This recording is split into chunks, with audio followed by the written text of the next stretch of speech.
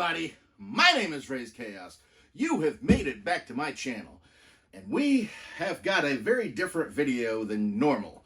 Normally I show off a collectible. This time, I'm showing off a book. A very big book and a very, very deep and interesting story. This story has a history. There's a lot of fun stuff to talk about with this thing, so let's get started. Yeah, that means you're going away. So this is the Superman Batman Generations Omnibus, written and drawn by John Byrne. All of it. This is a standalone universe.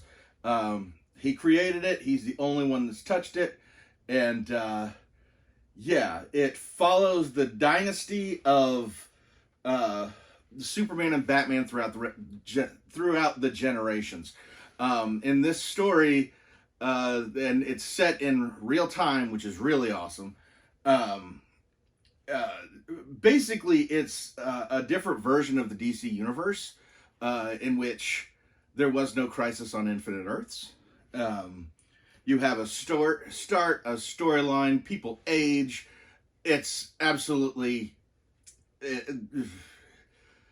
basically, from the first time I read this, I was hooked. Because this was originally, it was 2 4-issue prestige format miniseries.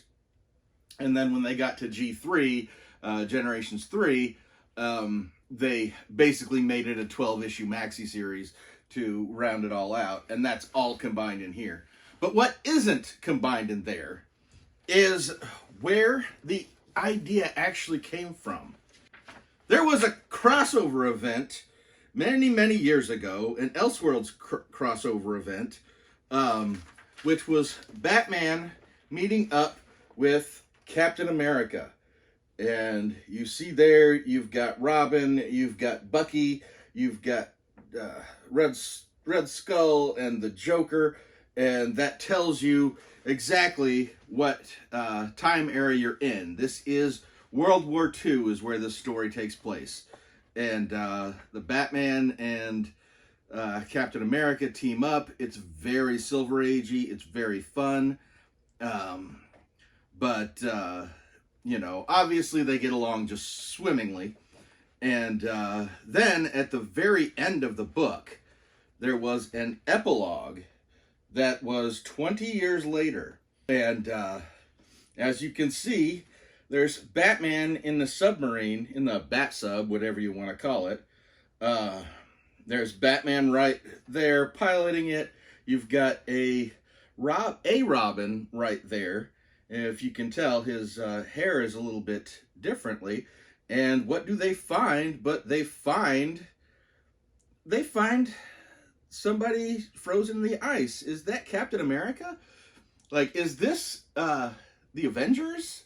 Because they're the ones that find Captain America in ice. And of course, they're just like, it can't be. And sure enough, it is. They even left the Bucky bit in there. He comes up and he says, Batman, you haven't aged a day if it's really been 20 years.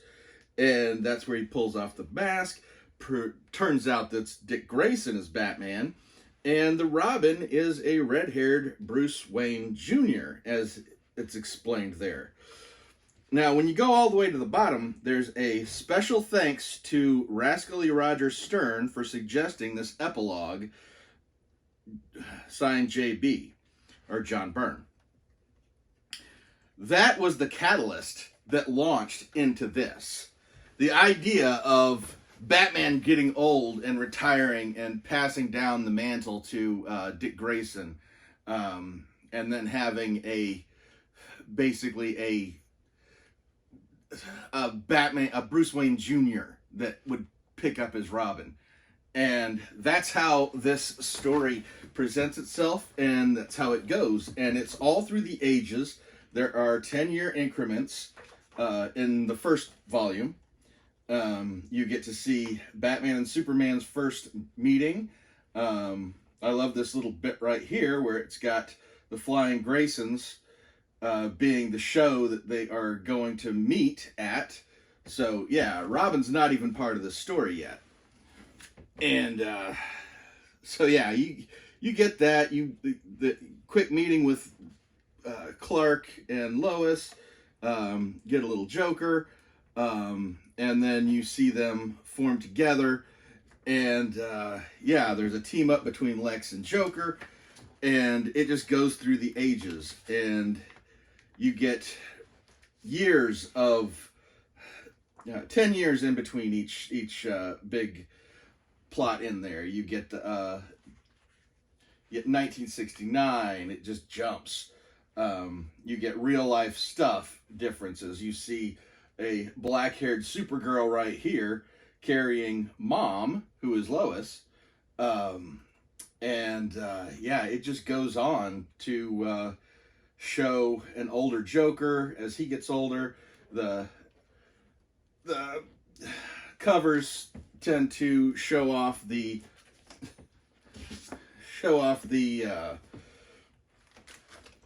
differences in Batman and Superman. You see Batman holding Supergirl at one point, Superman bearing down on Lex Luthor, a very angry Superman. And yeah, and it jumps, 1979. And this is just all the first book. As it goes on, as you get into the second book, you get more of the history, more generations going, because this goes from, I believe it goes from, let's see if it shows you at all. Yeah, it goes way into the future, like 2825 even, and that is pretty much, that's pretty much the extent of it. And you know, obviously there's 3 different books, there's 3 different stories going on here. When you get into it, at first you're reading these time jumps of them getting together and showing how their lives have progressed. Like I said, there's not so much, there isn't a Crisis on Infinite Earths that comes and screws up the timeline. If anything, this is the closest thing that this universe has to one. You get to the second book where, again, it goes in 11-year increments, so you get a little bit more of the story you've already read, and it focuses, again, more on the descendants, even though Batman and Superman are always present.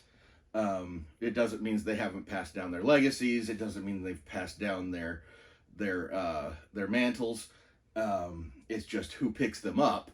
And, you know, and it gets complicated. You can't always tell, like, who is the Batman's kids, who are Batman's descendants, who are Superman's descendants.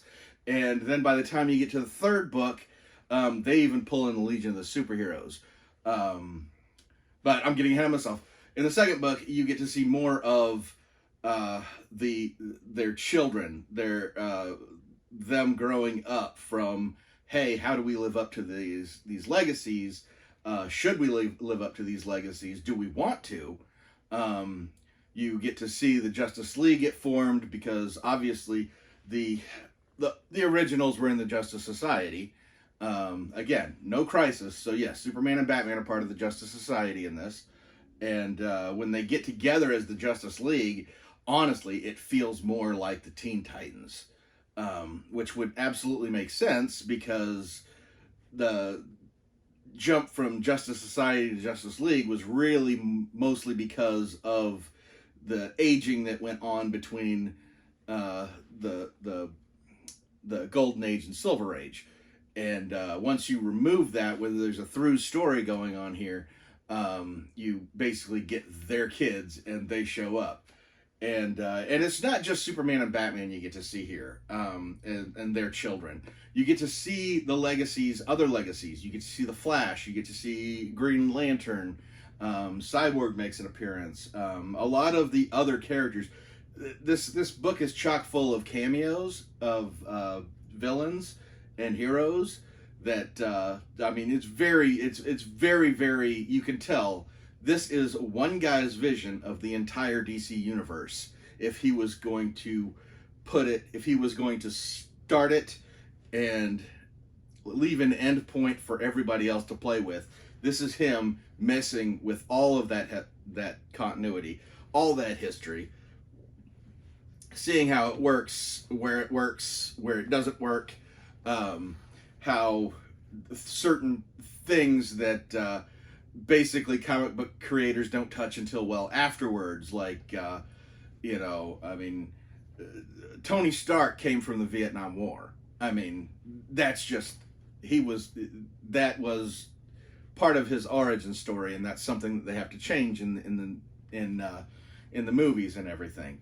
But in this, you've got one through story.